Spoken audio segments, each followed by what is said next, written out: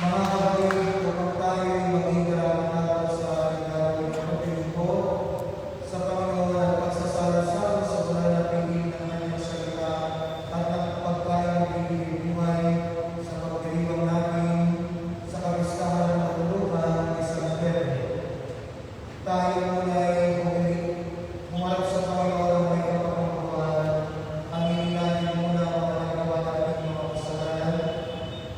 Humingi muna tayo ng patawad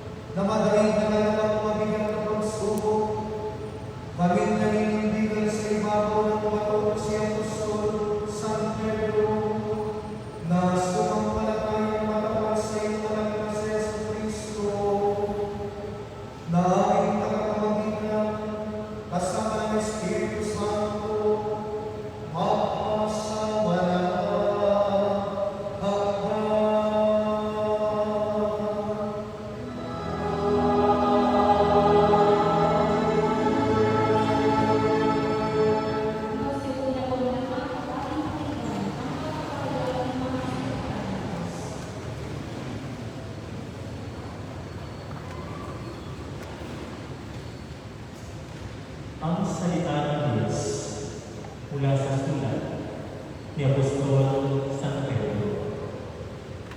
Mga pinakamamahal sa matatandang na makakala sa inyo, nananawagan ako bilang isang matandang tulad ninyo.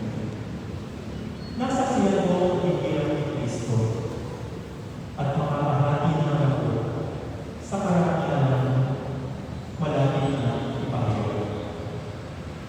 Ipinamamahid ko alagaan ninyo ang awang ipinagkatiwala sa inyo ng Diyos. Pamahalaan ninyo ng maluwag sa loob, hindi nagpipilitan lamang. Sapagkat iyan ang ibig ng Diyos. Gampanan ninyo ang inyong ulo, hindi dahil sa masakit na paghahanap ng pansariling kapakinabangan, kundi sa katuwaan ng Panginoon. Hindi bilang Panginoon na inyong nasasakupan, kundi bilang tuliran ng inyong mga Panginoon. At pagpanito ng Pangulong Pastor ay tatanggap kayo ng manuningin ng mga di pupukas kailanman. Ang salita ng Diyos.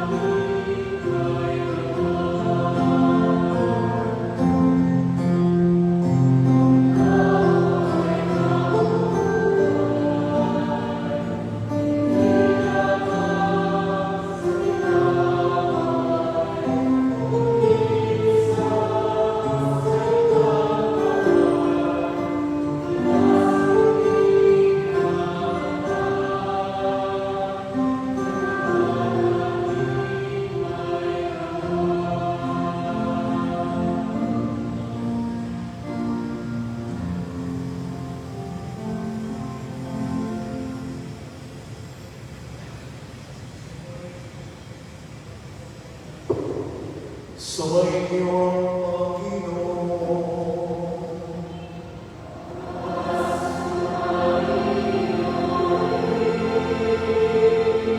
Ang mabuting balita ng Panginoon ayon kay San Mateo.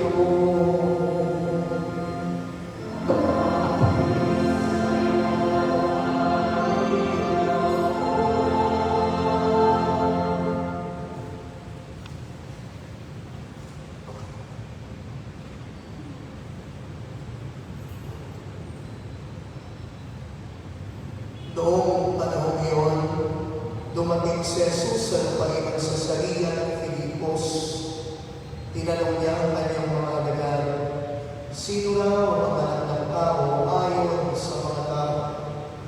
At sumagot sila, ang sabi po ng ilan ay si Juan Bautista kayo. Sabi naman ng iba, si Elias kayo. May nagsasabi pang si Elias kayo o isa sa mga propeta. Kayo naman, ano ang sabi ninyo? Sino ako? Tanong niya sa kanila. Sumagot si Simon Pedro, kayo po ang Kristo, ang anak ng Diyos na buhay. Sinabi sa kanya ni Jesus, mapalad ka, Simon, anak ni Jonas, sapagkat ang katotohanan ito hindi inihayag sa iyo sino ang tao, kundi ng aming Amang nasa langit.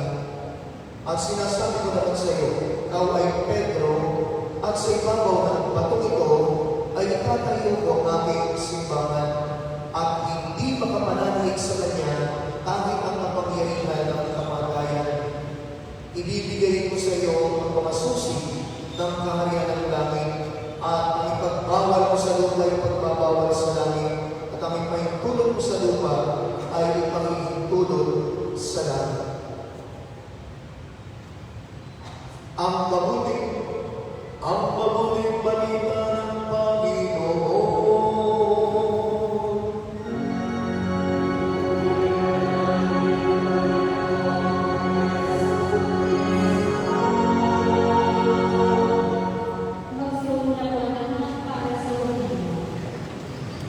Magandang hapon po sa inyo lahat.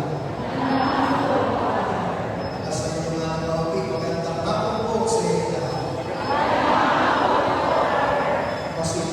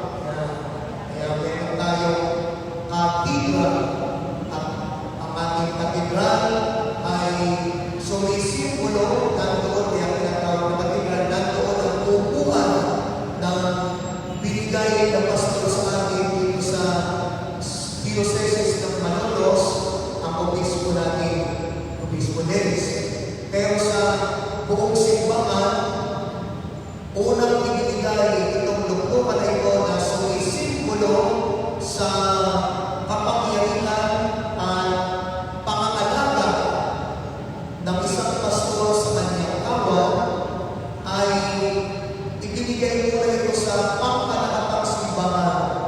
Noong unang-una, ito nga ang ating pinumulita. Pinagsimulan ng lahat ng ating simbahan sa buong daigdig.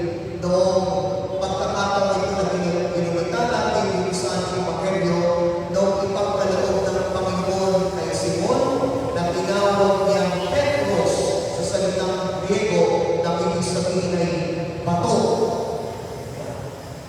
Yan pag sa bato, pagsasalita pag may pronounce bato.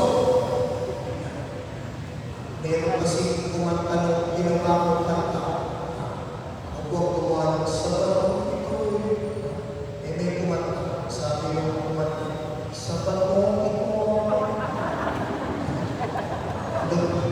Pwede pa lang palanggutin yung bato. Lumambot yung bato. Bato. Eh, dapat ang pronunciation niya eh. Bato. Amen? Matigas. Mamatang.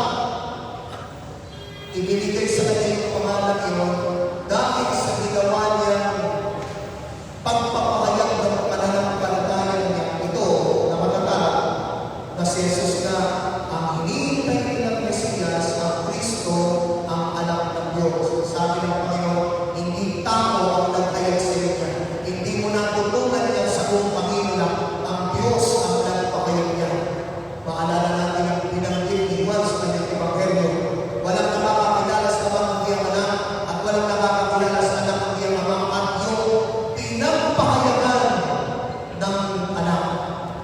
At ito, nakita natin kung paano sa kanyang pakikinig sa Jesus, sa kanyang pamahalaan, sa kanyang pakikinig ng salita ng Diyos, tumibay yung pananampalataya niya. Kaya sinabi sa Pablo, sa kanyang sulat sa mga Tagalog, sabi ni San Pablo, faith comes by hearing and hearing by the word of God. Pag nakikinig ka ng salita ng Diyos, lumalago at tumitibay ang iyong pananampalataya. At yun ang dahilan kung bakit sa tinawag na bato dahil sa tibay ng kanyang pananampalataya. Yun ang dahilan kung bakit sa kanya itinatag ni Jesus ang kanyang kawan, ang kanyang katawan, ang kanyang simbahan, kanyang Santa Iglesia. Itinatag niya sa isang matibay na pundasyon. Si Jesus ang tunay na pundasyon, ang talagang batong panuluan na bagamat itinagwin ng iba ay sandigan ng ating pananampalataya. Subalit, itinatag ito sa kanyang unang-unang pastol na ibinigay kay Pedro na ating pinararalan ngayon. Matibay, bagamat maliit na pananampalataya. Maliit sa pagkakristo si Jesus ang nagsabi, natatandaan niyo nung siya'y nakalakad sa tubig si Pedro at siya'y lumubog nung makita niya yung mga malalakas na alon at malakas na hangin. Lumubog siya at ang sabi ng Panginoon, inabot ng kanyang kamay, iniyawan si Pedro at sabi ni Jesus, man of little faith, ang liit ng iyong pananalig. Maaaring maliit ang pananalig ni Pedro, subalit yung pananalig na yung kahit maliit ay matatag. Yun naman talaga ang sinabi ng Panginoon. Hindi ba't sinabi ng Panginoon, kahit kasing lamang ng butil ng mustasa ang pananampalataya mo, kaya mong palipatin ang bundok na ito at sabihin mong lumipat sa ibang lugar. Hindi kailangan malaking pananampalataya. It takes a small faith, a small opening for God, and we can do a lot of things for that faith, with that faith. Sa pamamagitan ng maliit na butil ng pananampalataya niyo, kaya natin gawin ang lahat sa tulong ng ating kapangyarihan ng ating Panginoon. Do I hear? Amen? Amen? Yan ang gusto kong pagbinahin natin. Hallelujah. Dahil dito sa maliit, subalit matatag na pananampalataya nito, ang simbahan, ang kawal ng Panginoon, from one Jesus to 12 apostles, it became a world religion, naging isang pangdaigdigang religion.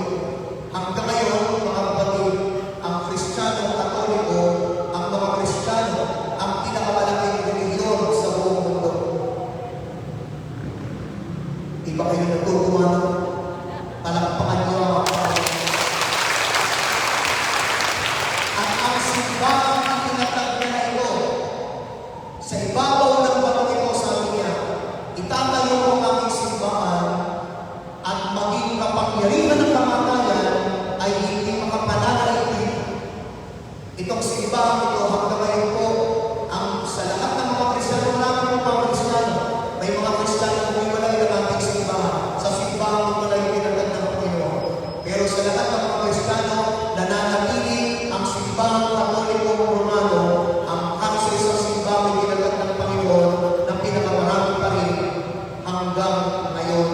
At makikita mo sa buong sanlibutan. Kaya ang tawag natin ay Katolos, Katoliko. Ang ibig sabihin ay pangkalahatan. Makikita mo a global church, a universal church. Kahit saan ka umuwi ng mundo, makakakita ka ng mga Katoliko. Hindi pa kayo pamalakpak doon. At dito namin sa atin sa Pilipinas na narating ang ating pananampalataya, pinagdiriwang na natin ngayong taong ito ang ika-500 taon ng ating pagiging Katolikong Kristiyano. 1521, nung ipinamagi sa atin ng mga kapatid natin na Espanyol ang pananampalataya. So we celebrate the Christianization, not the colonialization. Hindi natin ipinagdiriwang yung pagsakop sa atin. Inalayas natin, silipa yung mga sumako sa atin, pero iyakap natin ang pananampalataya. What we celebrate is the faith that we embrace, yung pananampalataya iyakap natin. At mula doon hanggang ngayon, itong susi na ito na iniwan kay Pedro o hindi sa katapuan mismo ni Pedro, kundi sa lahat ng mga papalit sa kanya, inululog ng Panginoon sa tronong ito. Hanggang ngayon, kapiling parati si Pedro, hawak pa rin ang susi ng mga kaharian ng langit sapagkat hanggang ngayon, itong pangako ito ng Panginoon ay nasa sa atin pa rin. Amen? Yung ibang simbahan dyan, isang lahat taon pa lang ay ang yabang-yabang. Diba?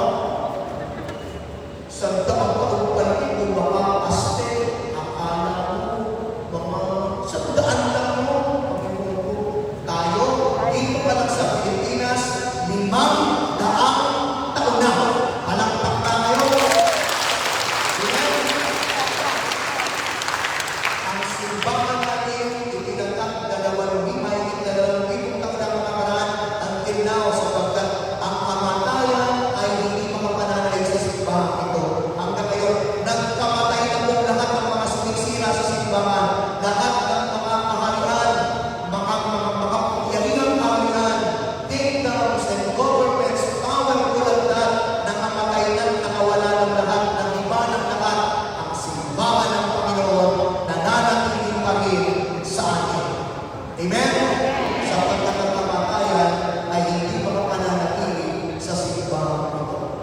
Kaya, pinapakiusap ko sa inyo mga kapatid, mahalin ninyo ang simbahan ito na itinatag una sa pangangalaga ng batong pananampalataya ni Pedro, pero ang batong ito ay nanatili sa pagdaan ng panahon.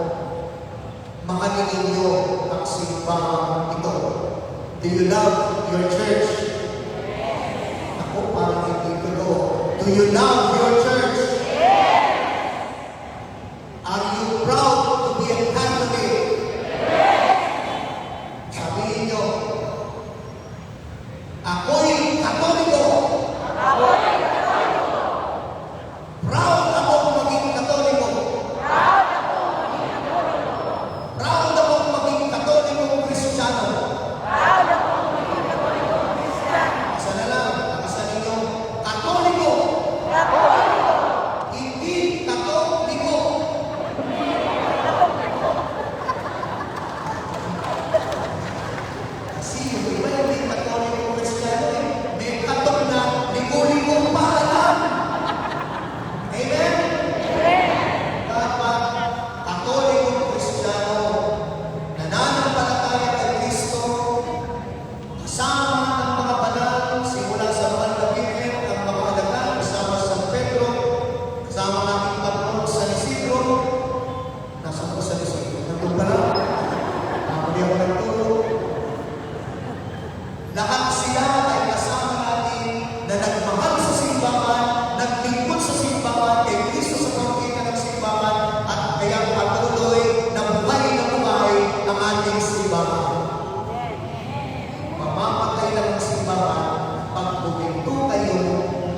maglingkod sa Panginoon.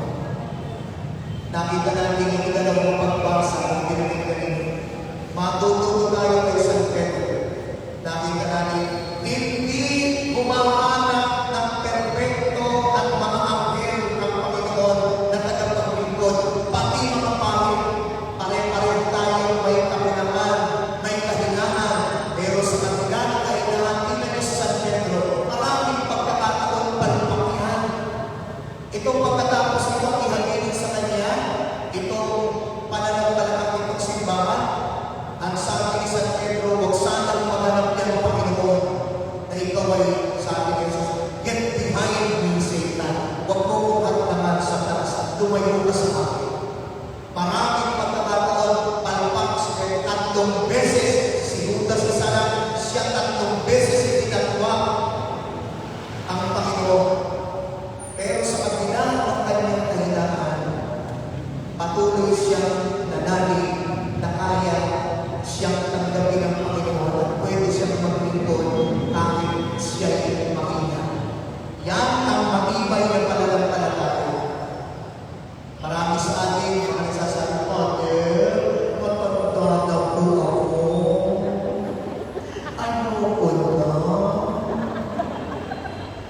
Mga nakakausap ko, Father, iba na ba? Father, nakuhin, parang hindi ako marapat-dapat. Anong sabi ng Panginoon? Sa ating unang pagbasa, sa sulat ng San Pedro, maglingkod kayo ng hindi napipilitan na. Ang simbahan ito ay buhay sapagkat kayo'y naglilingkod, hindi mga perpekto at mga santo mga tao, kundi katulad ni Pedro, sa kabila ng ating kakulangan, sa kabila ng ating kahinaan, pinili tayong maglingkod sa tawa ng Diyos. Hindi para sa ating sarili, sabi ng ating unang pagbasa, kundi sa kagalakan ng pagbibigay ng sarili sa paglilingkod sa Panginoon. Sana ho, alam nyo, mawawala ng saysay itong ating mga ilang diriwang nito, magiging bungkak na pagdiriwang, empty rituals, masasayang yung pagpapagod natin sa gitna ng mamugagulan ay nag-inis tayo, mag-motorway, pati yung mga ginagawa natin yung mawawala ng kapuluhan kung hindi tayo matututo sa ating mga narinig.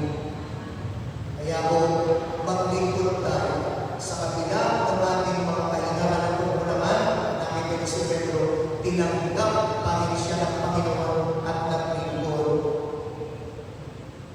Kung tayo magkakagalaw ng masahan ninyo, ang simbahan natin, tanging pausigin, ngayon, nagkakagalaw tayo ng pag-usig sa iba't ibang pamamaraan. Minumura yung Diyos natin, minumura ang kubismo ng mga pari natin, pinapatay ang ibang mga pari, dumadanas tayo ng pag-usig. Idagdag pa natin ang pandemya na unti-unti gusto patayin ang ating pananampalataya. Pero ang kamatayan ay hindi mananatili sa simbahan ito hanggang mayroong mga Pedro kahit maliliit na pananampalataya ay nananalig at naglilingkod pa rin, nagmamahal sa ating Panginoon. Amen? Mga kapatid, ating tingnan ang halimbawa ni Pedro at nawagi ko lalo-lalo sa karanasan natin sa transisyon ito, mag-review tayo ng ating pananampalataya sa Panginoon. Humingi tayo ng tawa sa mga pagkakataon na gusto na natin sa mundo ng paglilingkod. Let us offer our faith in God. Katulad ng pananampalataya ni Pedro, maliit, pero sana maging matibay ang ating pananampalataya. Yung choir, magkukwire pa rin. Yung nag-o-order, uusahin pa rin yung pag-o-order. Yung nagkukulekta, ipinitin lahat na magbigay sa kolekta. Yung nagleto, uusahin yung pag-leto. Yung mga lay ministers, lalo pang pag-uusahin yung kanilang paglilingkod. Lahat tayo narito kung magpapatuloy sa paglilingkod. Hindi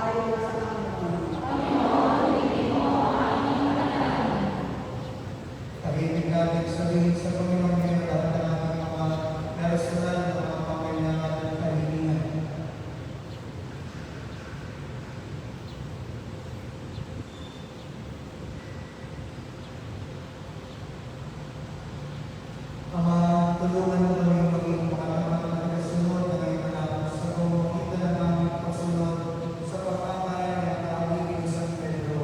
Dalangin namin sa pamamagitan ni Kristo aming Panginoon, magpasawalang bagay.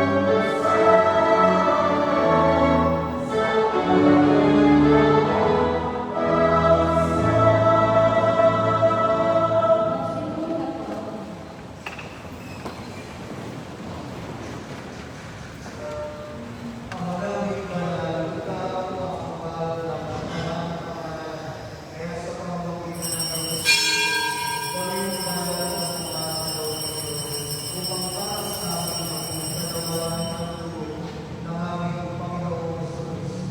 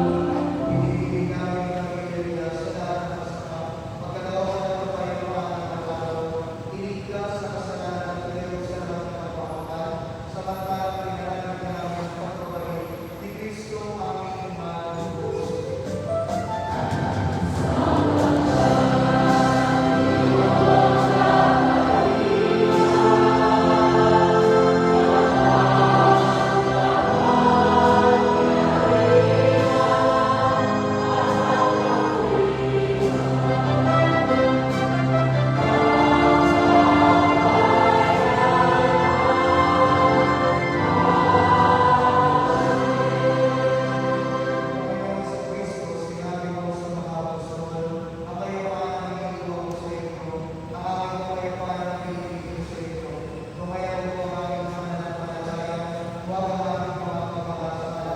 Pagkalooban kami ng Panginoon ng pagkakasa ayon sa iyong kalooban, kasama ng Espiritu Santo, magpasawala ng yan. Ang kapayapaan ng Panginoon na may laging sumainyo. Bahagi natin na rin sa bawat sa kapayapaan at pag-ibig. His Spirit, sumayin ang kapayapaan ng Panginoon. Shalom.